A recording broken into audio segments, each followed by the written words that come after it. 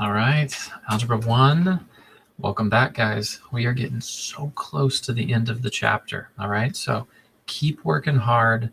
It pays dividends. All right, what I mean by that is it pays to your education, it pays to the grade in the classroom. Ultimately, it pays to your knowledge of the subject. To keep working hard, watch these videos, take notes while you're watching these videos. All right. Some of you guys are blessed and it just seems like you magically get it. But we'll say for the rest of us, I had to take notes. All right. I had to work hard for it. I enjoyed learning. And sometimes that's not a common thing when it comes to math and learning. But promise me that you guys will keep watching these videos, working hard. It pays to do that. All right. So like I said, we're almost done. Here we go. Section 8, we are graphing linear inequalities with two variables. All right. This is an important section. Section 9, right after this, deals directly with section 8. So you need to understand this. Ask questions if you got them. All right, let's jump into it. So you can see here, I've highlighted the really important stuff. If you want it all, you're going to write down everything that I've written. If you want kind of the main core stuff, then you're going to be at the bare minimum copying down what I've highlighted. And if it doesn't make sense, copy it all down. All right, so here we go. First note here, if you are given an inequality equation, all right, so in other words, no equal sign, we're looking at an inequality, and then they're going to give you an ordered pair. In other words, here's your x, here's your y in the parentheses. What you have to do to determine if that ordered pair is a solution, plug in x and y into the equation.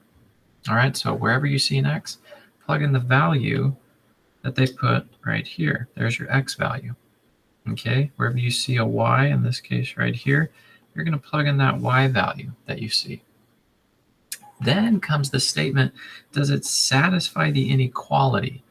In other words, does it make the inequality become a true statement, or is it a false statement? And let's look at this example problem that was written out here. This is what you're going to be given. All right, so here's the inequality equation. X plus y is less than -4. That's what's given. And they also give you a point right here. So in this case, they're both 0. X is 0, y is 0. So as the arrows show, plug in x where you see x, plug in for y where you see y. Right here, this is where it's been rewritten. 0 plus 0 is 0. All right, so now you're asking yourself, is this statement true? Is 0 less than -4?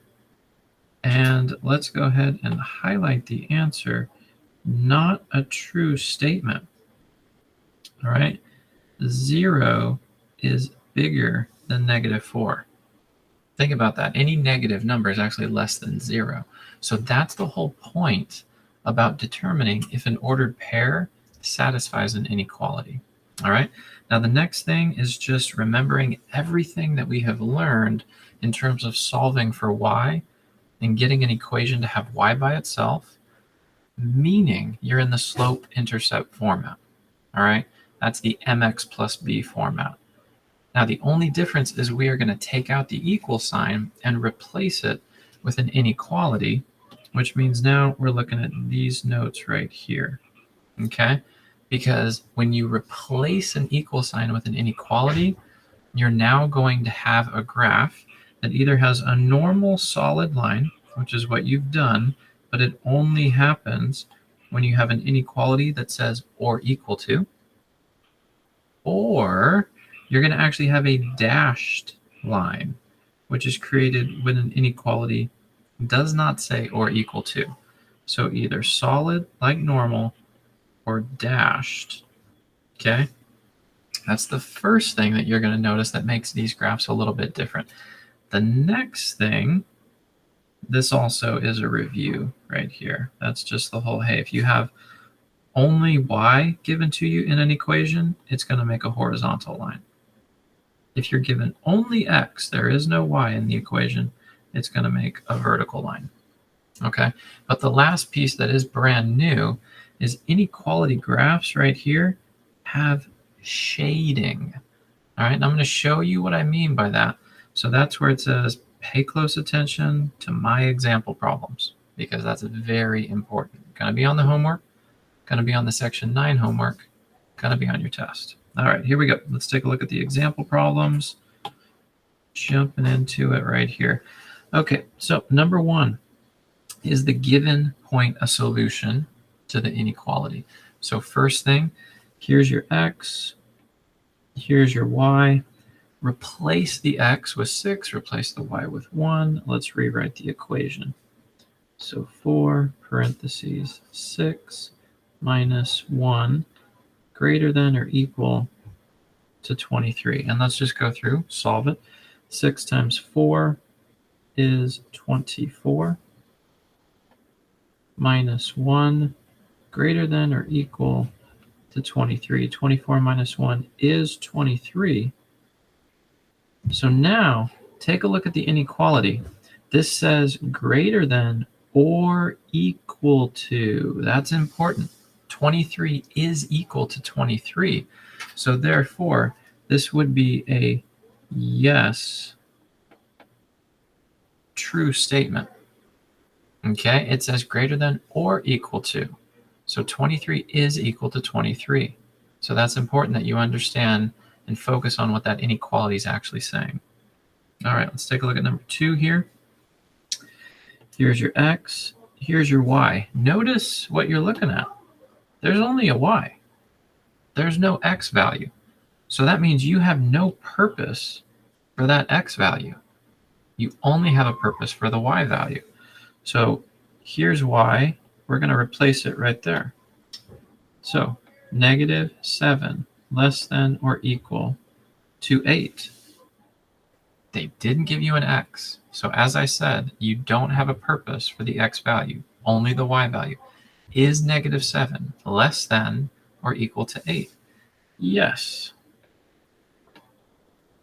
True. -7 is less than 8. It doesn't have to be equal, so it's less than or equal. All right? So there's the first 2 example problems for you. Okay. Now, let's get into our first graphing one. So this is already set up into y being by itself. So in other words, the slope-intercept, mx plus b. So make sure that you realize there's a 1 right there. And since that is your slope, I'm going to put a 1 over a 1 to make sure you remember. The slope is in front of x. The y-intercept is what comes after x. All right, so let's zoom out a little bit. That way we can get our graph in here. So let's plot some points. Remember, the first thing you plot right here is the y-intercept. So that says go up 3. 1, 2, 3. Okay. Then use the slope from the y-intercept. So go up 1 over 1.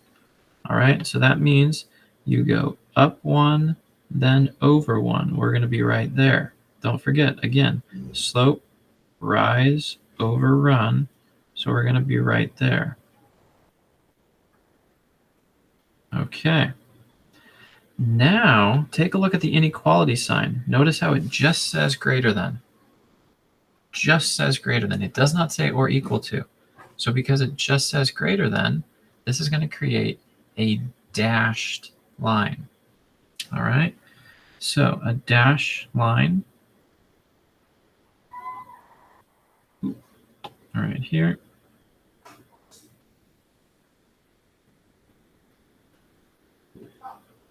Okay, dash line. Now, we're almost done, but we're not fully done yet because now we have to do the shading. So here's why it's also so important to have the equation with y by itself. Notice that it says y is greater than. That's how you would start that statement.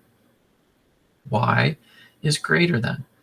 So looking at this graph here, where on the graph is y greater? And everything, again, is based upon this line right here. So y is getting bigger up here above the graph. Y would be less down here below the graph. So when it says y is greater, where is y getting greater? It's getting greater up here. So this is our shading right up here. Okay, that is exactly how your graph should be looking. Let's do another one. Okay. For starters, this is not with y by itself. So let's get y by itself. Okay, so let's take x and move x to the other side, and then we're going to divide everything by 8. Okay, so you're looking at 8y greater than 16 minus x. Now, let's rearrange the order because it's not going to be in that mx plus b order. So 8y greater, all I'm doing is putting a negative x plus 16. Make sure that the order is comfortable for you. And then we need to divide everything by 8.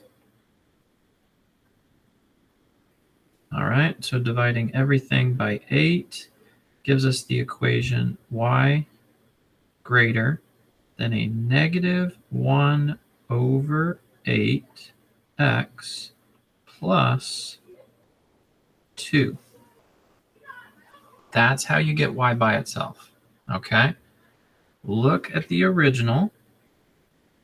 We had to move x to the other side. It was a positive. Notice over here, there's a negative. And I know I didn't write it, but there's always a 1 there. That's why this 1 exists. Okay, I didn't move the 16. It's a positive. It's still a positive. Now we have to get rid of the 8. So that's why everything was divided by 8. You could reduce 16 over 8, making it 2. And then this is simply 1 over 8. That is now your slope. Your slope is a negative 1 over 8. So now we graph, okay?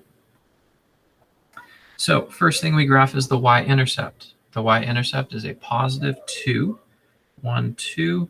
We went up 2. Now we have to use the slope from the y-intercept. The slope is a negative 1, which means we're going to go down 1 over 1, 2, 3, 4, 5, 6, 7, 8. We're going to be right there. Okay, so down 1 over 8. 1, 2, 3, 4, 5, 6, 7, 8. We are all the way over there. Now, looking back again at the original equation, you're going to see that it just says greater than. There is no equal to. Just the greater than part means that it is a dashed line. All right, so let's make our dashed line.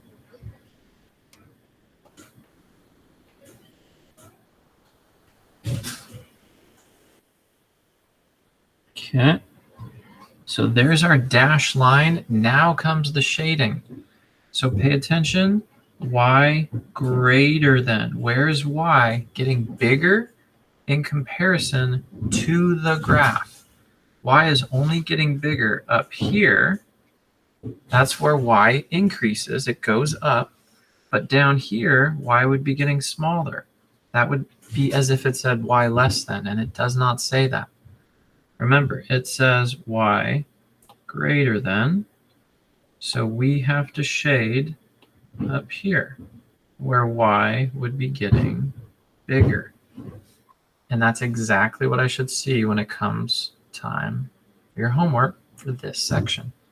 All right, guys, that's all I got for you. There you go. Pay close attention, write down your questions, ask your questions, make sure that you take some ownership of your own grade here. You guys can do this. All right, we'll see you in the next one.